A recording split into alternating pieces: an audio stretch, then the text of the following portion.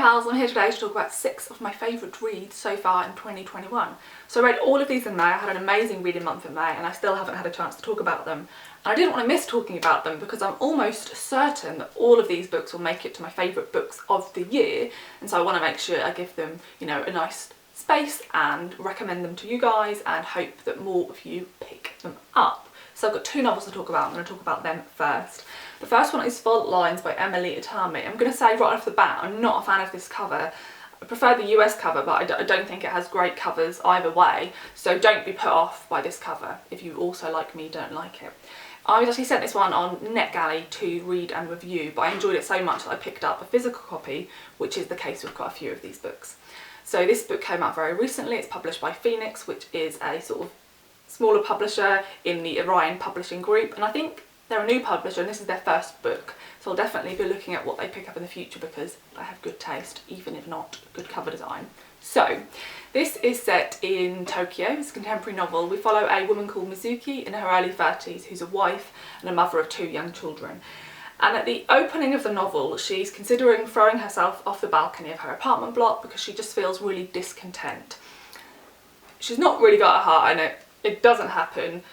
She sort of realises how pathetic it was, and then she sort of relates to you as the reader why she was considering it, and how in the context of Japan it's insane that she feels discontent because her husband isn't violent, he doesn't gamble, he's not an alcoholic, he spends time with his children, he's not like aggressive to her, really he just ignores her and he doesn't put much time and effort into their relationship anymore. They've been together like 16 years.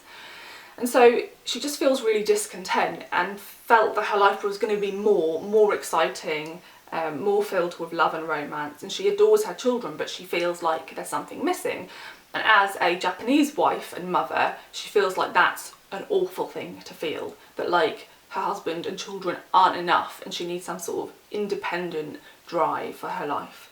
So you follow her onwards from that point. She is a sort of cultural translator, which is a job I find really interesting. So she meets international people who come into Japan, I think usually probably people from the US, Canada, England, and she teaches them like cultural faux pas they could make and how to talk and act when they're dealing with Japanese like business clients, things like that. And when she's out with her friends, she runs across a man who she's instantly very attracted to, and he runs a sort of chain of independent, very successful restaurants in Tokyo, and they start an affair. And you follow her from that point onwards really, and this is really slice of life, so you follow lots of her moments at home, her limited interactions with her husband, her interactions with her children, which are really funny. And she describes Tokyo beautifully. I am not somebody who loves really busy cities, so the idea of going to Tokyo has always sort of terrified me. But she describes some parts of Tokyo that maybe the tourists don't get to really beautifully. And when she juxtaposes the sort of bright neon lights and the chaos of some of the busier areas of Tokyo compared to the smaller streets that are a bit out of the way and are imbued with history and culture, it's beautiful. This is very, I guess, stream of consciousness in that it reads very easily. It's really, you could probably sit and read this in one sitting, you know, it's very easy to keep turning the pages. She's very witty, she's incredibly likeable as a character. I really enjoyed hearing her voice. And even though she's considering quite big life questions, this never feels like overly emotional. So what I mean by that is I felt I really empathised with her, but this doesn't become really melodramatic at all, because as a character she doesn't feel like she's overly romantic or attached. So I really related to her as a character. I just found bits of this really funny. There's a moment where she's helping her little boy who's a toddler go to the toilet. He's just been potty trained. He goes for a poo and she wipes his bum and puts the tissue in the toilet, and he goes absolutely mental because he likes to look at his poo before they're flushed, and he's just devastated that she's covered the poo with a tissue. And there's this moment where she thinks, like, this is what my life has become, like, you know, choosing how to place the toilet roll so my son can inspect his poo. It's just really funny. So I really enjoyed her relationship with their children. I don't want to spoil anything about the ending, but it was quite unexpected for me. I really cried. I thought it was very beautiful. And yeah, this isn't an overly dramatic or crazy plot novel at all. But I really appreciate it. I'd read anything she brought out in the future. And the one thing I will say, I didn't notice this at all. I think this is something as a reader I'm just not very good at picking up on, but I read reviews afterwards where people said this, and then I also saw Grace from GK Reads talk about this one, and she really enjoyed it as well, but she had noticed this thing which other readers had noticed, in that the main character Mizuki says phrases that are very British. So she says like fag instead of cigarette, and there's a couple of other sayings that are very British, and there's no way Mizuki would have picked that up. She's lived in Japan her whole life, other than a couple of years where she lived in the US, and she wouldn't have come across those phrases in the US, but the reader, I think, does live, let's have a look. Yeah, she grew up in Tokyo before moving to London, so the author obviously is used to those British sayings and they're sort of sprinkled throughout. I feel like that's more the fault of an editor than the author. Like, you know, you'd probably put those things in without thinking, and an editor should have pulled those out. It wasn't enough for me, noticeable enough to really bother me. I really enjoyed this and I'd highly recommend it. The next book I want to talk about I have an advanced reader's copy of, and I haven't picked up the hardback yet because I'm pretty sure Waterstones has an exclusive edition that maybe has sprayed edges, and I haven't had a trip into Waterstones to have a look. So for now I have the advanced reader's copy that was kindly sent from the publisher, and that is The Highouse by Jessie Greengrass. So this is a novel set in the near future that is based around the idea that global warming continues as it currently is, and sections of the world flood quite horrifically. This is set in the area where I live, which is East Anglia, and it's very well known that if ocean levels continue to rise like they are, East Anglia would be really badly hit by that, and that's because East Anglia has a lot of fenland, and you know, obviously coastal areas would completely go underwater, but then the water would then get into the fenlands and would cover broader areas. So the characters, let me describe the characters before I describe, I was then going to be taken off on a tangent and describe the writing style, which I adored, but let me try and explain the characters. So this book is told from 3 different perspectives, predominantly 2 women, but every now and again a man has a perspective as well. So one of the perspectives is a young woman called Caro, and the man, the perspective we get, is her brother Paulie. So Paulie is her half-brother, they share the same father, but her stepmother Frances is the mother of Paulie and not her mother. And the novel opens with you already knowing that they are living in a house called the Highouse in a rural area in East Anglia where I live, and they are surviving this flood. And you get the sense that this house was prepared specifically for them to live in, with the knowledge that this flood would happen. And then the novel sort of splits, and some sections are looking back at what happened before the flood, and some sections are looking at what happened after. So it takes you quite a while into the novel before you fully understand how they ended up at the Highouse. I really enjoy novels that do that. I think playing with time is really interesting. It adds an element of mystery as you start to uncover certain things, and I also think, I've said this before, I really enjoy hearing from different characters, because when you only hear from one character from their perspective, you get an idea of who they are from them. And I'm sure all of us probably, actually maybe not, some people probably view themselves more harshly than others do, and some people probably view themselves more positively than others do, and so you're always getting a biased perspective. So when you have multiple characters, you get to see each one from not just their own perspective, but from the perspective of others, which is something I really enjoy and I thought was excellently done in this novel. So you find out quite early on that Paulie's mother and Caro's stepmother was one of the leading scientists to do with global warming and the inevitable mass flooding and natural disasters it would cause. And you find out that their mother, the stepmother, is no longer with them, nor is their father, and they are at this high house. And then the other perspective is Sally.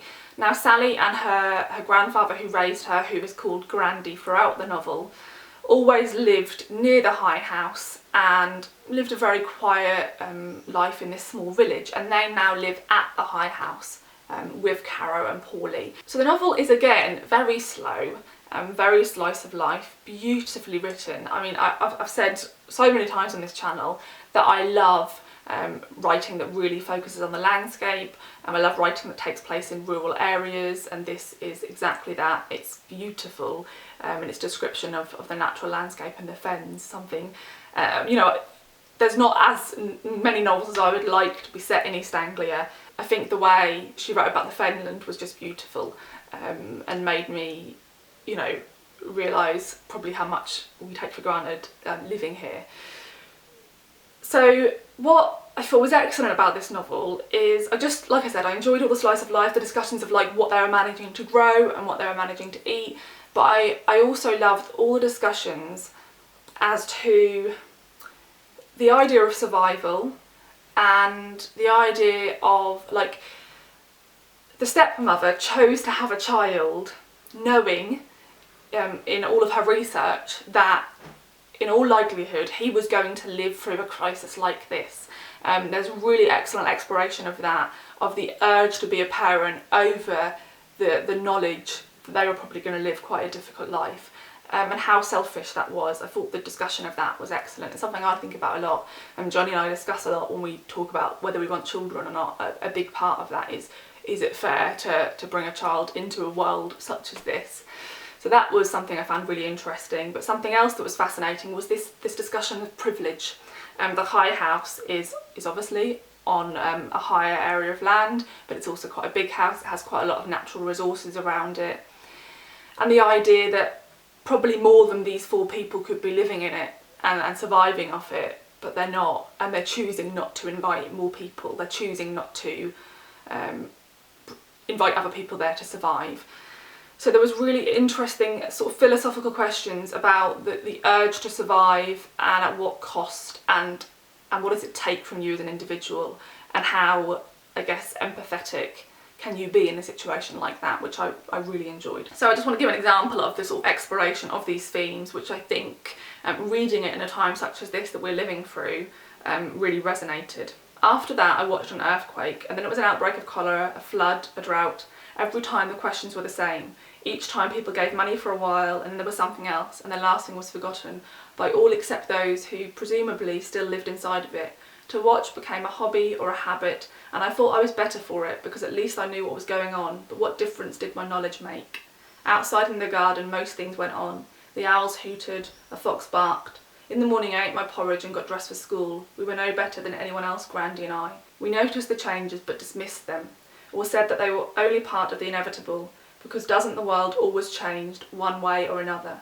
Loss was familiar to us. The village had always been beleaguered, and so when we saw the dunes erode, when the marshes flooded a month earlier than the usual, and the reeds cracked dry in the summer from drought, when Grandy in his small boat on fine days caught strange fish or nothing at all, when 3 dead dolphins in a month washed up on the beach and rotted, we shook our heads, and we were sad, but we dismissed it as just the sort of things that happen, so close to the sea. We reported the dolphins to the Coast Guard, and, having done our duty, forgot about them. So yeah, I absolutely love this book, and I properly sobbed at the end. I was devastated, and I came upstairs to see Johnny to like tell him how sad I was, and he thought that something bad had happened because I was so upset. So yeah, I highly recommend this. I haven't read her short story collection. I'll be 100% picking it up this year because I really love this one. Next I'm going to talk about the poetry collection. I won't linger on this one because I'm not very good at talking about poetry, and that is Black Queer Ho by Britteney, Black Rose, Kapri. So I found out about this collection because I was watching Danae Smith read from their collection Homie, and they were sharing the event with Britteney, and I thought they were both phenomenal, and immediately added this book to my list, and then realised a few months had gone by and I hadn't picked it up, and I was like, idiot, so I ordered it and read it immediately and loved it.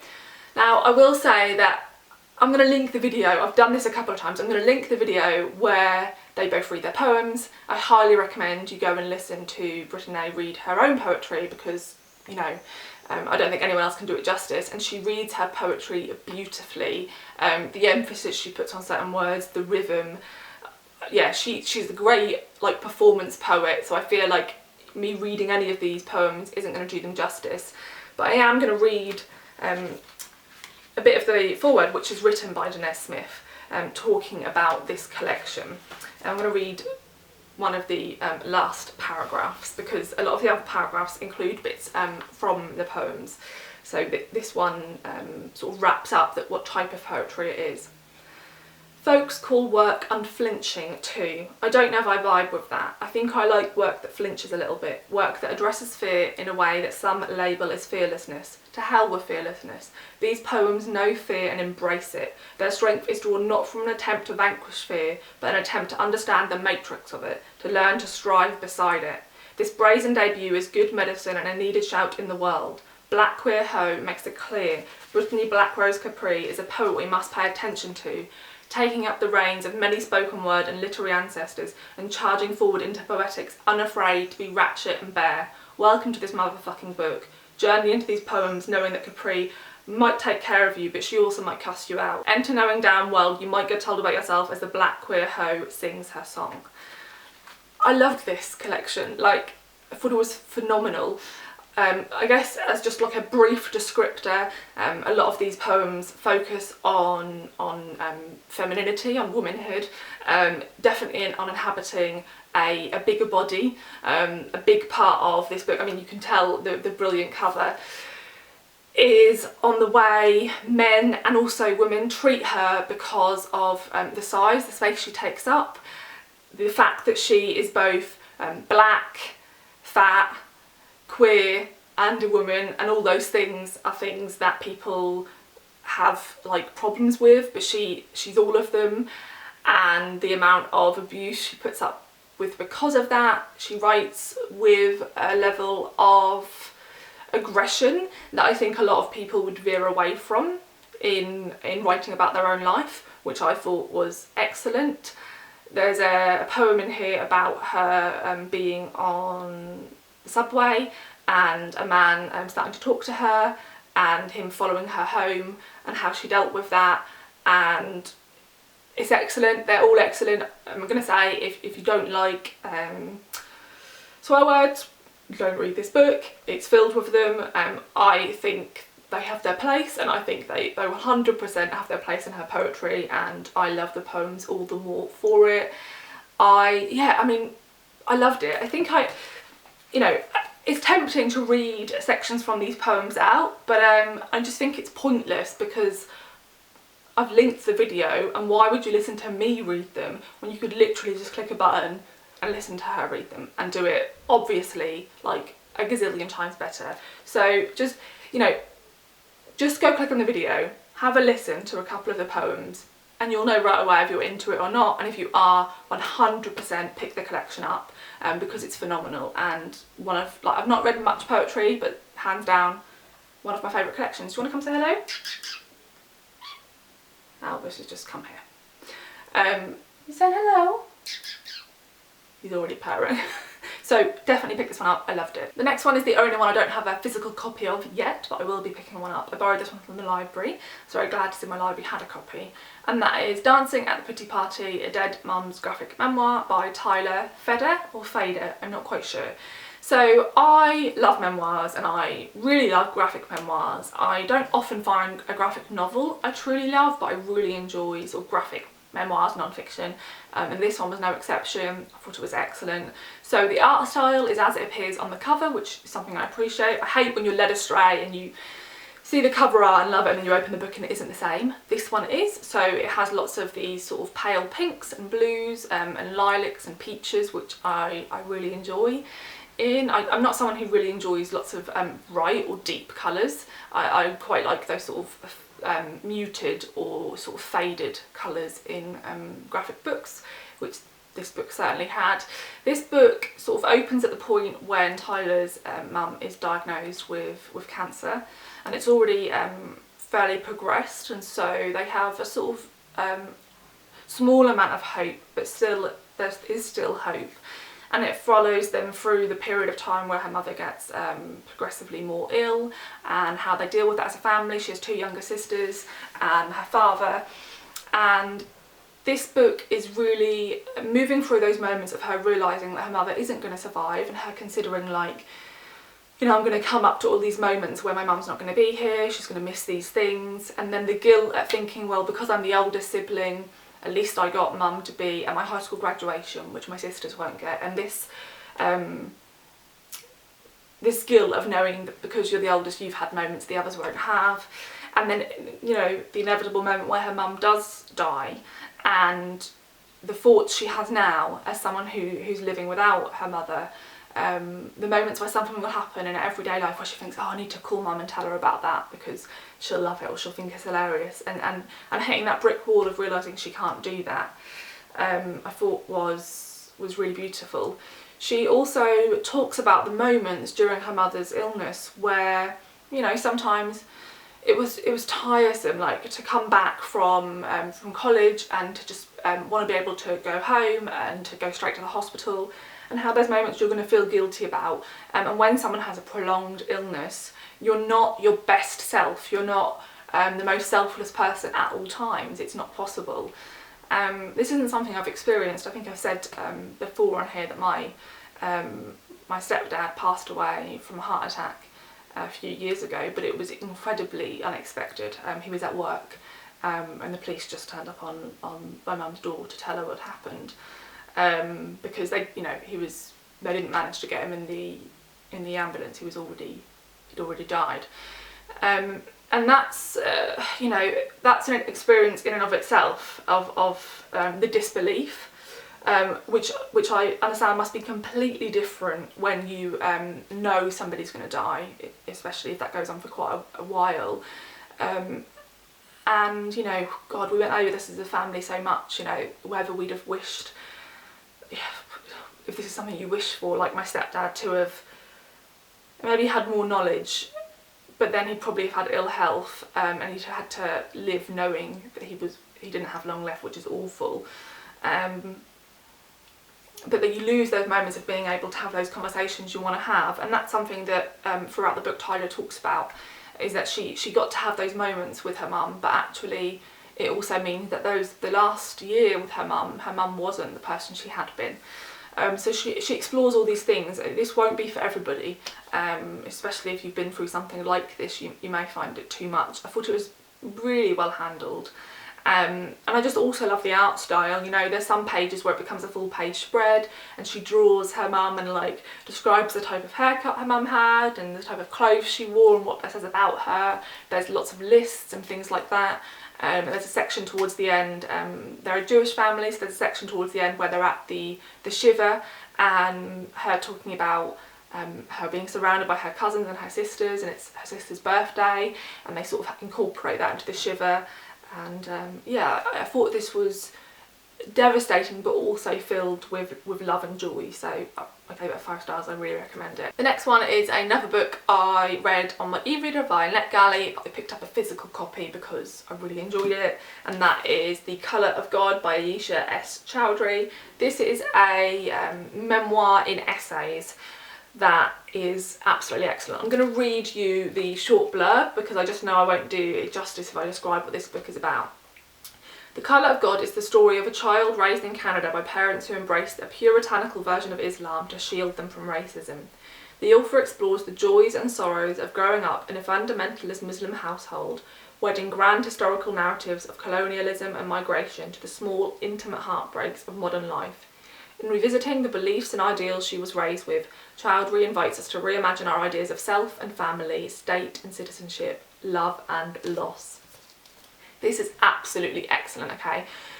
This pairs 2 things which I think are hard to come across in non-fiction. The author is incredibly intelligent and she's exploring complex themes, and yet this is very accessible even to somebody who hasn't read a lot about this topic. One thing I really appreciated about this and found really intriguing is that Ayesha clearly invites you into her life, but there's points where you can tell she's resisting and she's purposefully keeping parts of her life back, or choosing to portray them in a certain way. And I actually really respected that. At a time when we're having more discussions, I think, you know, as readers, about the idea of memoirs from people in marginalised groups, and how the publishing world and us as readers have the desire to read like sob stories, you know, and how much we sort of get out of expecting these people to sort of bare their souls, so us as a reader can like learn or empathise. I think she tread that line really well of giving enough for you to be able to think about these themes and tackle these questions with her, but never more than she was willing to give. And I liked that awareness of that as a reader. As somebody who loves memoir, I actually really enjoyed that she was clearly saying, like, this is where we stop. And there's even one essay in here, which I don't want to spoil, where she tells you one history of how something went down in her family, and she sort of explores the idea of that, and then she pulls the rug out from under you and says that isn't how it went.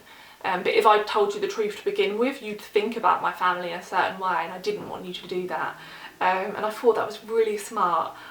This is, you know, excellent. I'm not going to do justice how much she explores here, but the main theme, like this book says, is looking at Islam and the way in which women, particularly women's bodies, are treated. So there's lots of discussions in here about what type of covering she chose to wear at different points of her life. There's also a section towards the end where she talks about body hair and the desire in broader communities for women to get rid of their body hair, but how as a woman who had quite dark body hair, she felt even more pressure to do that.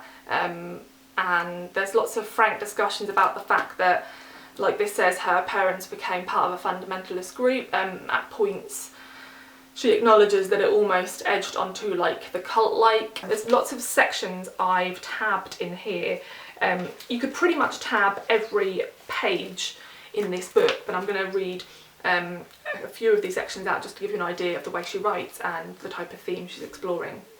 So she's talking about her parents moving to Canada and that experience. It says, "But immigrants of my parents' ilk cannot do this. They cannot just head home. They must accumulate wealth so that they can survive when they get back to a home they no longer recognise. For such immigrants, the dream of return remains just that, a dream that motivates them those first years and then slowly wanes and dies as they age. The dream of return dies for most immigrants well before they are buried in the foreign land that will become the closest thing to home that they will ever know." And this bit I also thought was excellent. "When my mother donned a burqa in Canada years after this incident with her father, it was as a shield from racism. It was racism that would eventually make fundamentalist Islam appealing to her. Wearing a niqab did not increase the persecution and discrimination my mother faced. But now, instead of the insults, the cruel words and harsh looks hurting her feelings, why do you hate me because of my colour? My mother could believe that her persecution was a measure of her sincerity, her worthiness. Enduring religious persecution is noble, honourable, principled, meritorious, it is heroic. To be persecuted for your beliefs and to remain steadfast in the face of persecution, that is the stuff of legend." So I highly recommend this book. I think it's fantastic, and I'll again read anything this author brings out in the future. This last book is actually probably the most well known and the one I've heard the most people talk about, and I completely see why. It is phenomenal, and that is Inferno, a memoir of motherhood and madness by Kapri. I listened to this on audio. It was narrated by the author and I highly recommend it. It was phenomenal, although I have since bought a copy because, again, I wanted to have a physical edition because it is beautiful. So you've probably heard about this one. It's a very popular memoir, rightly so, but if you haven't, this tells the time of Kapri had a son. He was a few months old, and she experienced postpartum psychosis and spent a period of time on a psychiatric ward in a hospital in the US, and she was admitted there by her husband, so she didn't willingly admit herself. And this book really looks at that time in her life and how she got there and how she eventually got out. And so much of what I loved about this book is to the way it's structured, which I think was excellent. So this book is told in vignettes, so it's very sort of short sections, and it's told in two timelines. One timeline you open where Kapri's already in the psychiatric ward and she's sort of confused as to why she's there. She's sort of unsure how long she's been there. And you follow on from that point until like her getting out. And then the other narrative is from the moment she meets the man she marries, and then they marry and have this baby. And so it's not really until you get to the second half of the book that you see the actual moments of psychosis before she's checked into this ward. And I think that was so well done, because in doing that you're introduced to Catherine as somebody who's completely sane, and it allows you to have, as you should regardless, empathy and compassion, and to understand all of her motivations, and to feel how she must have done when she was on this ward, like heavily medicated, like, why am I here?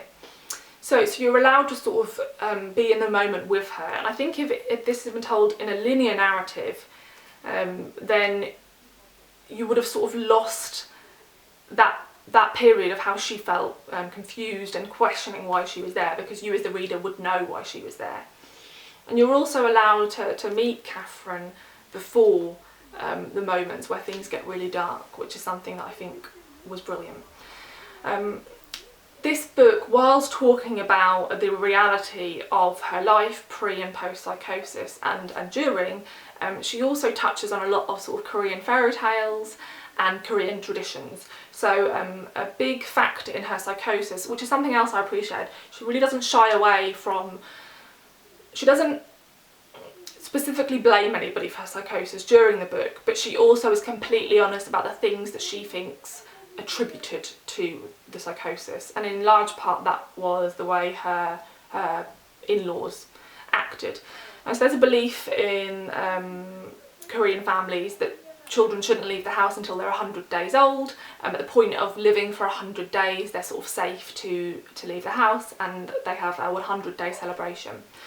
Catherine and her husband are Korean American, but they live in England together, and they decide before the baby is 100 days old to travel to the US to visit their family, and then to sort of end their trip with this 100-day celebration. And so as soon as Catherine arrives in the US, things don't go well. Like, they find out that some of the families have cameras in their homes. Everybody is commenting on the way they raise their son, and this is just beautifully written. So I've tabbed a few sections. Let's see what I tabbed. Oh, I thought this bit was beautiful. My grandparents escaped North Korea at the onset of the Korean War, leaving behind loved ones that they yearned to see for the rest of their lives.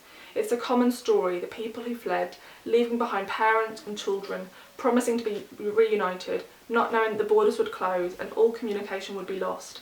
Instead, they were left to yearn, to wait and hope, suspended in the waiting. A border, the 38th parallel. All Koreans know this line of the hemisphere. I used to trace it on the globe as a child. Such a simple line, I'd think, and it has severed so many lives, created such separations. So for Koreans, to love means to mourn, to know loss. The sweetness of love is tempered by the knowledge that life will return with the bitterness to create balance to the story. My psychosis, for all its destruction and wrath, was a love story.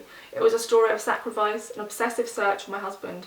I thought I was Beatrice, the one who was assigned to lead my husband through hell, and that my life was a sacrifice for his. So, as you can tell, it's beautifully written. Absolutely loved it. I highly, highly recommend it. And like I said, the audio was phenomenal. So those are the 6 books I wanted to talk about. I'd love to know if you've read any of these already, or if you're planning on picking them up after hearing me talk about them, and also if you've read any other books that you think I would enjoy based on these ones, please feel free to recommend them down below. Thanks for watching, and I'll see you in the next video. Bye!